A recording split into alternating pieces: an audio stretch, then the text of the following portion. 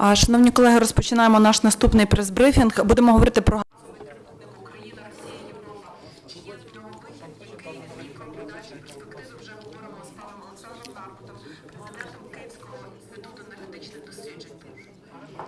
Esteemed colleagues, we are starting our next briefing, the gas triangle, Ukraine, Russia, Europe, seeking a solution, and we are speaking to Oleksandr Narbut, president of the Kyiv Institute of Energy Research. Good afternoon. I hope that you have got all the news about hostility area, and currently we discuss the issues which are not less important for Ukrainian independence, including national sovereignty and energy independence, economic independence, and political independence. First of all, I would like to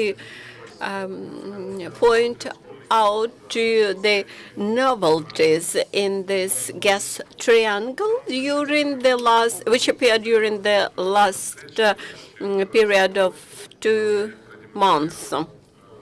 After the latest meeting, the parties were able to demonstrate their positions. Whether there are any changes in the position of Russia, no. Their position remains the same, settlement of the gas debts, which appeared because of the wrong understanding of prices and at the beginning of this year, and Russia believes that the gas price during that period had to be $2 billion and that the price for this year should be $3 billion, and they also insist on the prepayment for gas, and that all the supplies should be based on the conditions of current contract. Also, the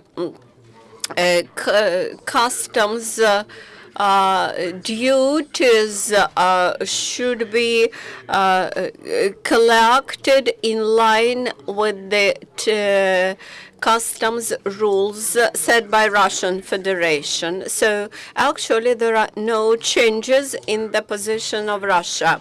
As for the changes in European position, do you have a question? So after last meeting of Mr. Oettinger with Mr. Novak, Minister of Energy in Russia,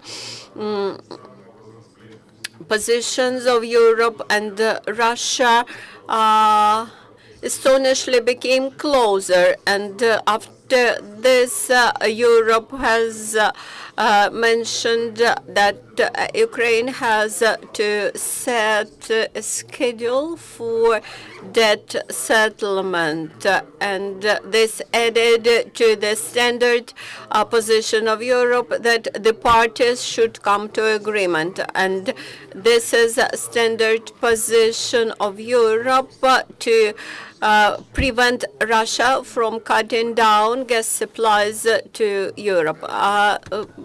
Quite clear that this position of the Euro Commissioner on Energy is well grounded in European reasons. The meeting which took place last week actually had been postponed for several times, and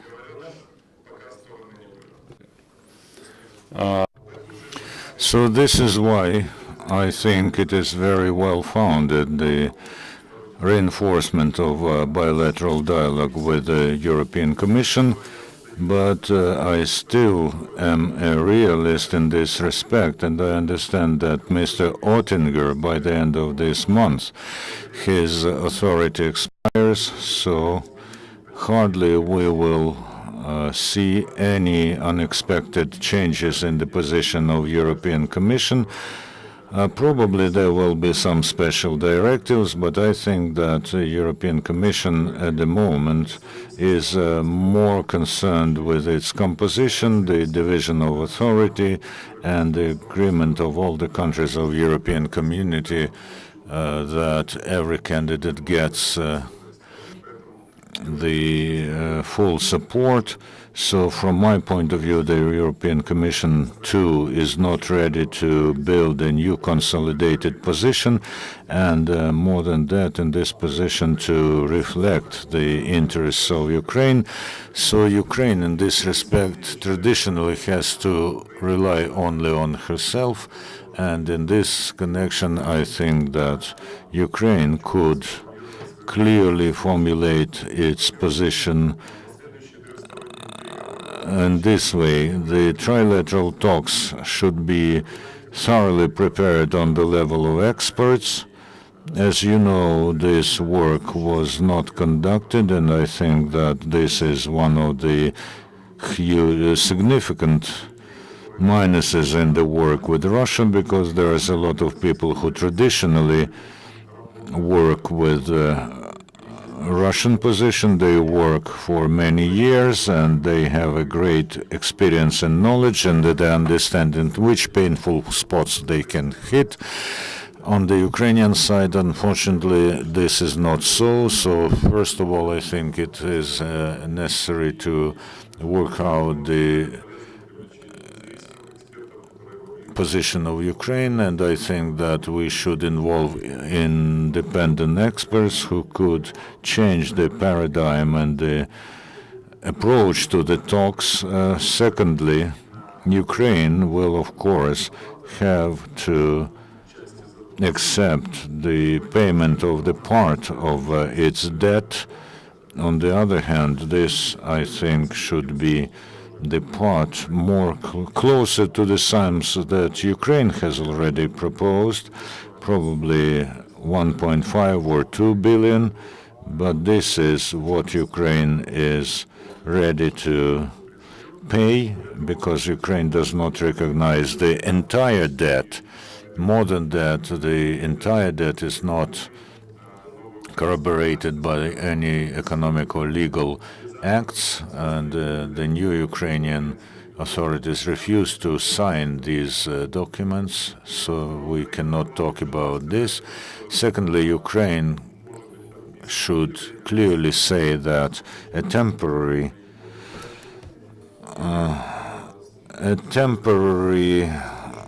agreement should be signed.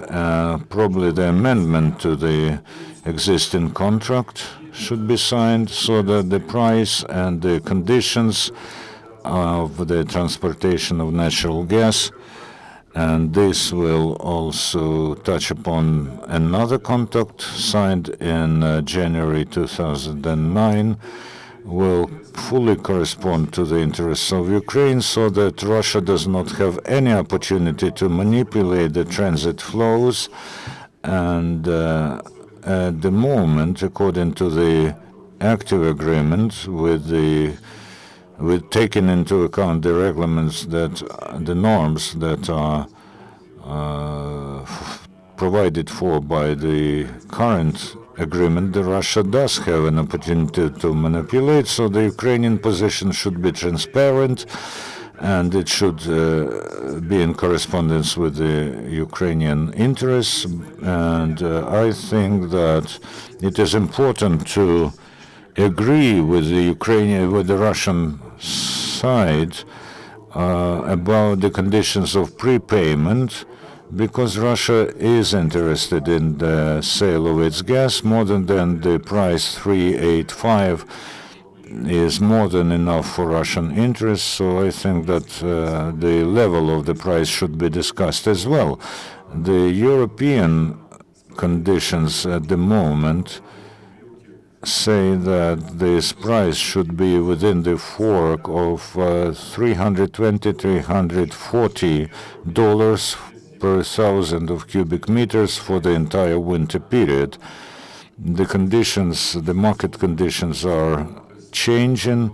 The experts of Gazprom forecast the lowering of average price in 2014 and 15, and the average European price will approximate 350, and taking into account the transit route that runs through the territory of Ukraine and amendments, we can arrive at this sort of agreement.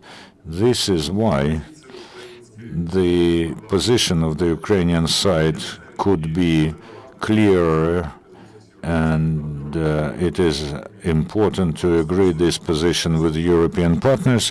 Otherwise, their participation does not have any sense. There should be an agreement with the European side as well, so that the European side is not a mouthpiece in the hands of Russian negotiators, because after I met some people in Berlin, when Mr. Novak was quoting Mr. Oettinger, and I had a problem with understanding who works for him as a press secretary. So maybe you have questions what expects us and what are the options of the scenario. From my point of view, the probability of the final agreement is no more than 50%. Probably it is even lower, because the Russian side does not only want to come to agreement, but also demonstrates with its actions a effort to pressurize European neighbors and also lower the volumes of reverse delivery to Ukraine. You know, the traditional formula of Russia is agreement should be based on the basis of our proposals, or to be even more clear, it means that our Russian proposals should be accepted unchanged. And on our part, we should find some ways to show to the Russian partners that we have some deposit of staunchness. We should talk more to the Hungarian side in spite of the peculiarities of their position. We should more closely work with our Slovak partners, although at the moment this cooperation is on a rather good level, as different from the period which preceded the reverse delivery agreement. More than that, Ukraine should clearly put in front of European partners the issue of some regimes that they should support us with a huge amount of reverse from Slovakia. Why, you will understand later, because during the peak periods of consumption, the monthly consumption during lower temperatures in Ukraine, it reached 9 and sometimes 10 billion cubic meters per month. Today, having in mind the gas that Ukraine has, according to a minimum scenario, without the delivery of Russian natural gas, we can count on, over the nearest 6 months, next 6 months, average delivery of 4.55 billion per month. And of course, during peak periods, we can provide for more, but realistically, more can be only when there are more supplies from Russia or from Europe. The existing reverse routes, if they work to their full capacity, or when the Hungarian route works to half of its capacity, can provide us with 1.5 billion a month, and this is going to be the amount that our government is accounting for. But hardly by the end of the season of pumping, and we are now pumping around 15 million cubic meters per day, and this is a very small amount. So hardly by the 20th of October we will come near to 20 billion cubic meters as our underground storages. This is very low amount because part of this gas cannot even be lifted. We can lift only 12 billion cubic meters, and the reverse in the option that exists now can give us 6 billion. I mean, within half a year in winter and spring. And if the extraction of gas does not fall, and this is probably the topic for another briefing, whether the actions of the government will affect this negatively, so the extraction can provide us with something like 10 billion cubic meters if the government does not insist on their initiatives and put this sector into investment non-beneficial conditions. So this is the minimum level of that could be enough with a certain amount of saving to take us through this winter.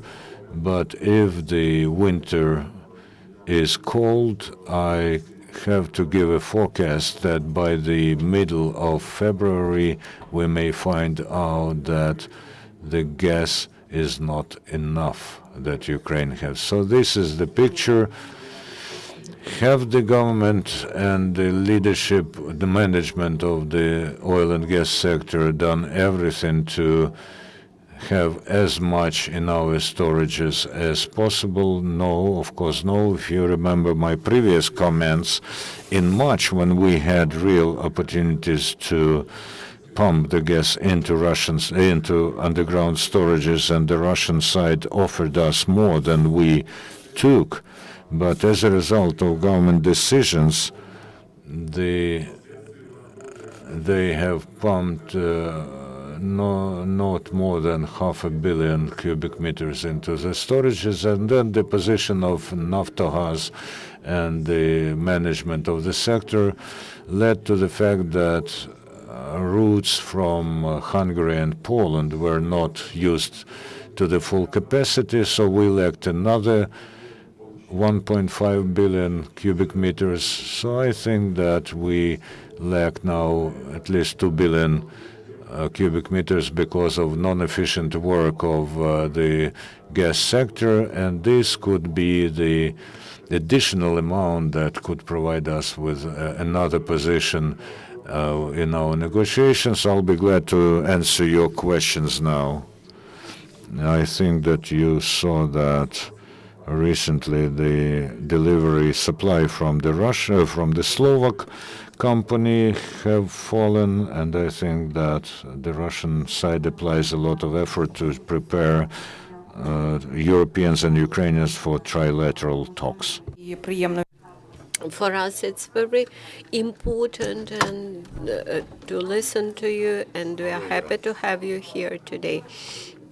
And now my question: negotiations in Berlin did not bring expected results. And let us assume that we agree with Russians' conditions. If we take the situation that actually Russia has limited its access to reverse supplies, actually, for what could we expect in winter? If try to analyze the heating opportunities open for Ukraine in winter, taking also reserves of coal and hard oil and actually Ukraine is poorly prepared. About the coal, we discussed the possibility to bring Australian coal than heavy oil. Our experts suggested to think in more detail Если государство об этом about heavy oil reserves, and unfortunately, this advice was not taken by the government. Analysis of the government decisions will be made probably by the new parliament when thinking about a future government which Ukraine needs, and probably that future government should be more professional, less political, and probably my good friend Vera Nanivska will develop more on this topic. Any further questions? How do you think who can become new Euro Commissioner on energy? We have seen one of the potential candidates, and he stated his position already. I would be very cautious when answering this question. I see no use in analyzing this candidate because the previous experience and background do not suggest this person has sufficient ideas. But I believe that the new membership of the Euro Commission may surprise us, both in terms of members and professionalism. And I believe that Euro structures and Euro competences become more and more complicated, and that the level of requirements may become very high for those people. As for us, we should be more interested in our local leaders and in professionalism of our local leaders, because this will answer the question whether Ukraine will exist in the future. May Russia suggest decrease the gas price on the account of customs duties? And in this case, they may decrease this price, and then they may increase in this price, and we win nothing in this situation. You are quite correct. We win nothing because in the past we saw how Russia changed its opinion, and anything which we made discretional for the Russian government in contrast to the contract, sooner or later becomes very damaging for us. And one more detail, Mr. Miller and Mr. Novak, they're actually sitting in one office, and their position are very interrelated. They always agree on how to make pressure to their opponents, and unfortunately, very soon Europe will feel this. Thank you for coming. Thank you for your intervention, and